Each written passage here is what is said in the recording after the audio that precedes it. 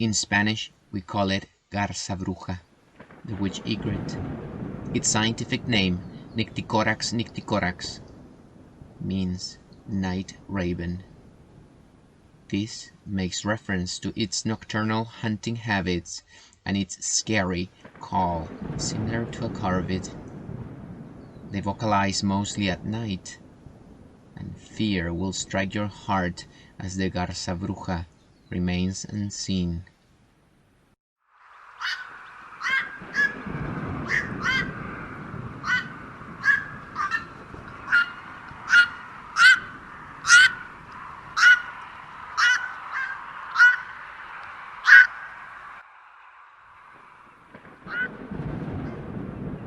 The piercing red eyes are always looking. Sky burial isn't a burial at all. It's the act of leaving a corpse, often in an elevated location, for the vultures to eat. One of the main tenets of Buddhism is compassion, which includes kindness towards all animals.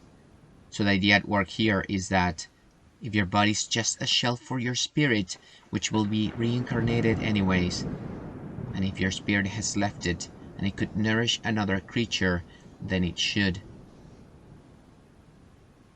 When only bones remain, they're pounded into a pulp, mixed with barley flour, tea, and yak butter, and given to the crows and hawks, after the vultures have had their fill of meat.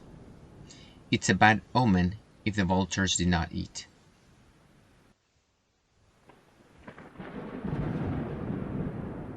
This finch is restricted to some of the islands in the Galapagos archipelago. The finch pecks at the base of the larger flight feather on a booby until it opens a wound from which it drinks the blood.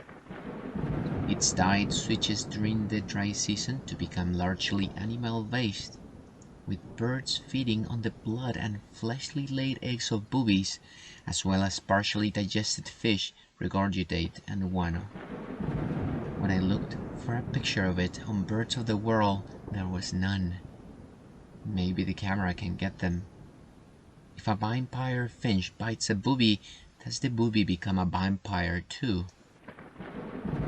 And the raven, never flitting, still is sitting on the pallid bust of Pallas, just above my chamber door. And his eye have all the seeming of a demon that is dreaming, and the lamplights o'er him streaming throws his shadow on the floor. And my soul, from out that shadow that lies floating on the floor, shall be lifted nevermore.